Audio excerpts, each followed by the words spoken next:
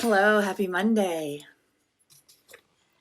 Always have to get my beverages situated. I have so many cups around.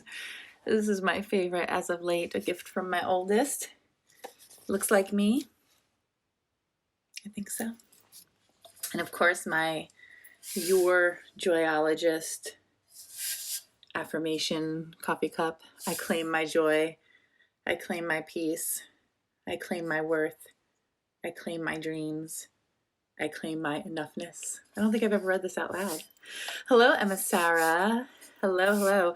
So as you're coming in, say hello. Tell me where you're from. Tell me why you're here. Tell me how you found me. I know that a lot of you are brand new, and some of you have been around so long that you know what I'm wearing today. I dug this out of the bottom of my drawer. Emu was my sister's nickname for you. That's hilarious. That's really funny. So today, usually on Mondays, I'm super high energy and super excited for the week. And it's not that I'm not excited for the week, but I'm feeling not low energy, but I'm feeling quiet energy today. So we're going to do something a little bit different. First of all, my name is Rebekah Borucki. I am a mother of 5. I'm a meditation guide and author of books for big and little readers. I'm an indie publisher. I have a nonprofit. It is incredibly important for me to see representation of brown and black people, as well as the LGBTQ community and the disabled community in publishing. And it's something that we see too little of. So that's a big part of my work as a publisher. And I'm a children's book publisher. So which I think is like the most important work, if I may say so. And real quick, before we get started on the topic of writing and dreams and worthiness, my next book coaching session is starting on September 14th, and you can get information on that in the link in my BEXLIFE bio. And I have something very special for the premium package people. The platinum package, there's only 1 spot left, and the gold, I believe there are 4 or 5 spots left. Everyone that signs up for a premium package gets to attend a live Q&A with my literary agent, Wendy Sherman, who is just brilliant and wonderful and kind. So she is offering that up to all of you. So you will get an insider scoop on the publishing industry. But even if you're at the group level, you're going to get a lot. You're going to get a lot of goods. So definitely check that out. And there is a 50% discount for Black and brown women. So, and the full spectrum of woman, whatever that means for you. Okay. So I don't really use like identify as woman anymore, because a woman's a woman. And that includes trans women. So if you are interested in that, please hit me up. Black and brown women get a 50% discount on all of my coaching services. So Fawn Music asks, how, as a woman, do you focus on worthiness when, for me as a woman, I've been trained to nurture everyone around me, their needs and not my own? It's a practice every single day. It's a practice of discernment, and it really, that question really lends to what I'm going to be doing today. So my second book is called Managing the Mother Load, and it's a guide to creating more ease, space, and grace in motherhood.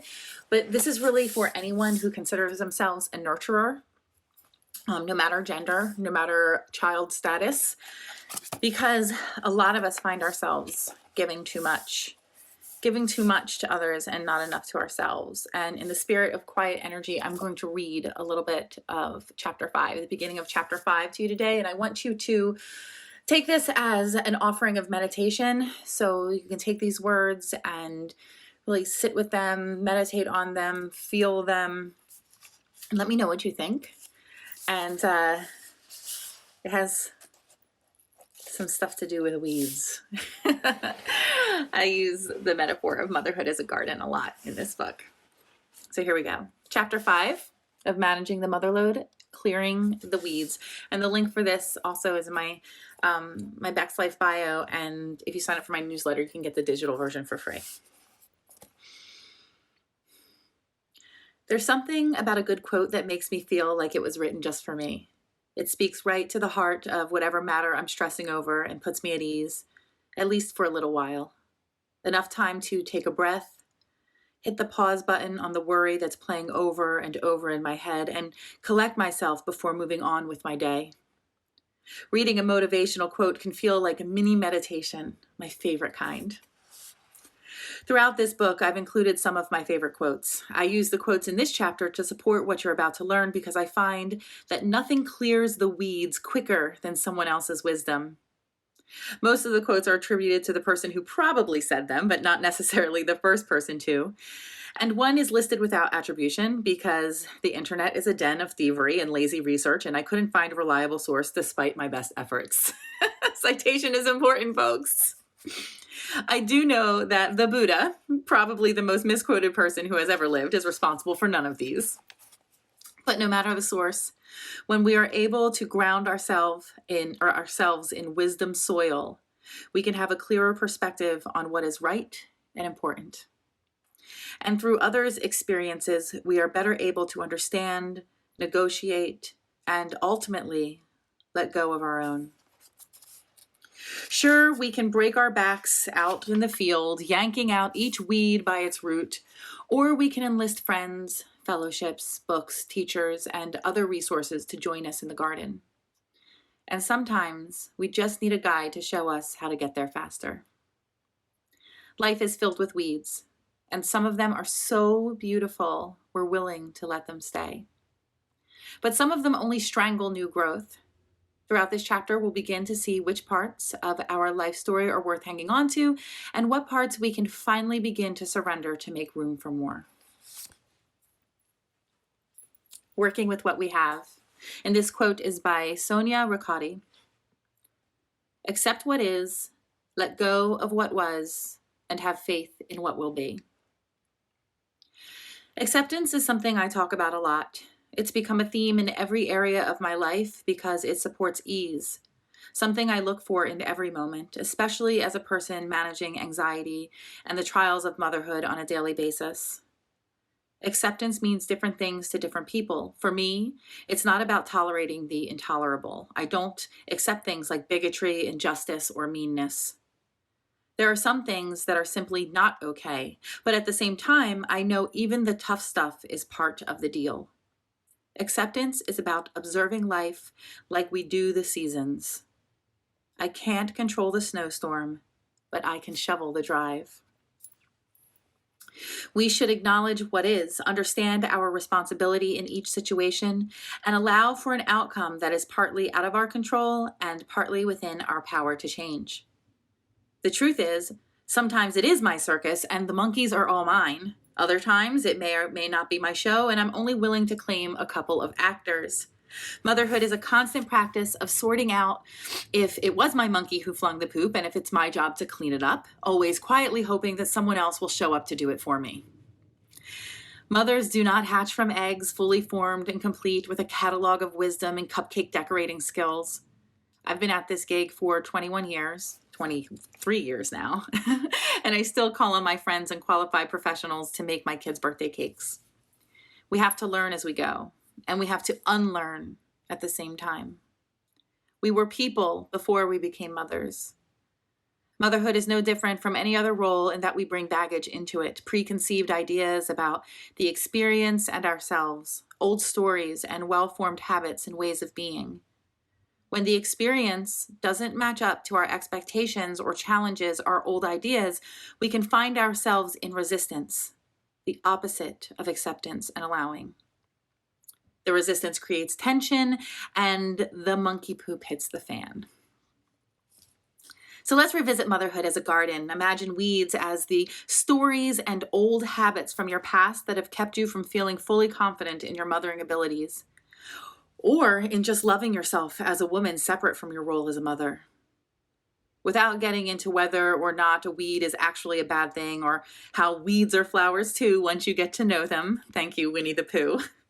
Let's just agree that weeds can and will mess with your garden goals if left unattended. They take up space, hoard nutrients, and suffocate new growth. There are times when weeds can be a welcome addition to a landscape, but for the sake of our current work, weeds can kick rocks. One more section I want to share with you. Releasing old stories.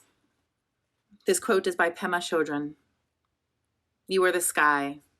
Everything else is just the weather.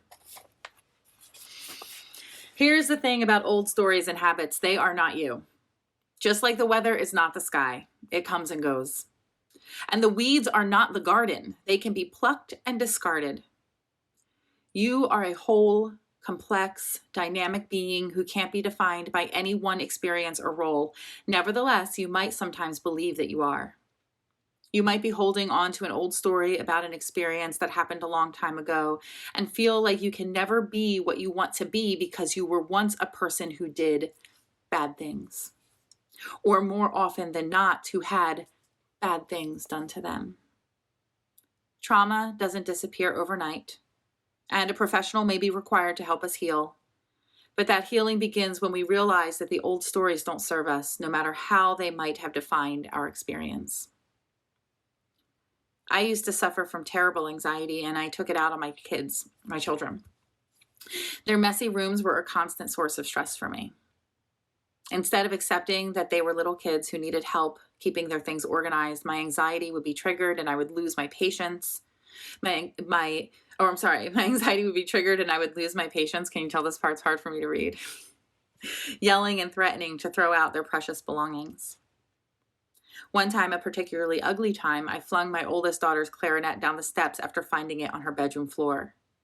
She was only 9 years old at the time. I was in the middle of a contentious divorce from her father, and I had lost control of the situation and myself.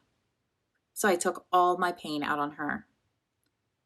It was cruel of me to act that way, and now, even all these years later, I still hold guilt about my behavior. That entire period of my life was a dark and stormy time that has since passed. It was just the weather, not the wholeness of who I was or the potential of who I would become. But the guilt and shame I still feel about it are my weeds. They take up space in my heart, crowding out the flowers, the good stuff I'd like to cultivate, and preventing me from growing fully into the mother I want to be. It's my work to pull those weeds whenever they pop up. Your weeds might be the little doubts that keep creeping into your day, getting in the way of feeling good. Don't dismiss them as nothing. Your happiness is important, and even the tiny, seemingly trivial things that get in the way need your attention. Notice those thoughts and feelings and forgive yourself for having them. Remind yourself that you're more than them and move on. It would be easy for me to say, I am who I am and there's nothing I can do to change, but it wouldn't feel very good. It wouldn't make me a better person, partner, friend, or mother. I want to experience ease in my life, but I know that it takes some work to get to that place of ease. Like the acorn, I accept that I have to crack open to grow. You probably feel the same way, or you wouldn't be reading this book or listening now. You want to be a better woman, mother, everything, but you know you have some work to do. Congratulations. That's a very healthy outlook. Accepting that you're a little messed up is a good thing. It's way better than freaking out every time you spot a weed or notice your perfectly pretty petals starting to brown around the edges. A healthy garden is one that is maintained regularly. You got to pluck the weeds, trim the parts of the plant that are no longer thriving, and feed and water what you want to grow. So let's get to it together. So the next part goes on to purging negative thoughts, and the quote is, never be a prisoner of your past. It was just a lesson, not a life sentence. And that's where I'm going to end that excerpt from Managing the Motherload, A Guide to Creating More Ease, Space, and Grace in Motherhood. This is my second book, and it is for anyone who feels like they are a nurturer and they're struggling with worthiness and going after their own dreams and feeling that lack of connection to ease, that lack of connection to worthiness and value and self-love. That's what the book is about. And to answer the question that was asked before, how do you feel that worthiness when you are taught to give it away? You have to acknowledge that your conditioning also is not who you are. And your conditioning isn't the reality of what is good and right. Your conditioning, more often than not, is based on someone else's messed up view of the world. Maybe you had a parent who gave too much and never gave to themselves. I was really lucky that my mother was like hella big on self-love. I still struggle with it a little bit, but she was like this vivacious, like just go after it woman in terms of her own pleasure. She could be insecure about her gifts and her talents, but she always focused a lot on her pleasure. And that was a big gift. That was a beautiful gift that she gave me. So I know that even when it feels weird, that I am entitled to happiness, that I am entitled to feel good, even if it's hard to sometimes. So what you have to understand is that conditioning is not necessarily correct, and that you have an opportunity in this moment to redefine for yourself what is good for you, what is right for you. So I have a daily practice of sitting with myself, especially in the morning before I start work. And I say, okay, how do I want to serve today? How do I want to be in service? And a lot of times that includes propping myself up, doing something nice for me so that I can show up better. This morning, I just took a nice long shower. You can tell because the curls are popping. The curls always, even though they're slicked down with a lot of like hair oils and creams and stuff, I put a lot in my hair. You can tell I took a shower this morning. I took a nice long shower. I sat with myself for a little while. I did a little laundry, which is actually very relaxing for me and very nourishing for me. Oh, fun music is saying this is making me cry so much in a really good way. I'm glad. Crying is good. It is a release of pressure. It's like I have this meditation called the soda bottle meditation. Crying is like twisting that cap and just letting the pressure out. When the bottle's all like shook up, you just gotta release that pressure. But I like did my laundry and I walked around my house and I looked at my house and I like organized a little bit and I just took it real slow, real slow. I got my lemonade. I got my coffee. And I just eased into my day because that's what I deserve. That's what I deserve. And that's how I serve better. That's how I serve better. And when I was feeling like that quiet energy and I was like, oh, I got to prep something and like talk about something for my folks today, I was like, you know what? I'm just going to share some. I'm going to make it easy on myself and I'm going to share something from one of my books. I'm just going to share that because look, it took a long ass time to write these books. I put a lot of work into them and I should be sharing them more. So that practice every single day of me getting quiet and saying, how do I want to show up in this world? How do I want to serve? When I think about how I want to serve, I also have to think about how I'm going to get to that place of service. How am I going to be able to show up in a way that is nourishing for other people? And it starts with nourishing myself. Nice shower, moisturize, get my drink, eat my little yogurt. And then I get to show up for you. Whew. All right, that's what I got for you today. I am so grateful for you. Remember, my Linktree and my BEXLIFE bio or the links in the video description give you tons of ways to nourish yourself and then also nourish others. Because I like to strike that energetic balance. It's like, do for me, do a little for you. Do some more for me, do a little for you. So there's ways to nourish yourself and ways to nourish others. You could find out more information about my book coaching. It doesn't start for another month, so you got time, but the premium spots are definitely dwindling. They're definitely dwindling. And you want to get in early because I do close registration after it fills. And that's what I got for you today. That's what I got for you. Thank you for showing up for me. It inspires and compels me to show up for you. You are my medicine, my community. You mean more than you can know. This community has saved my life many, many, many, many times. Many, many, many times. And also made my life greater every day, right?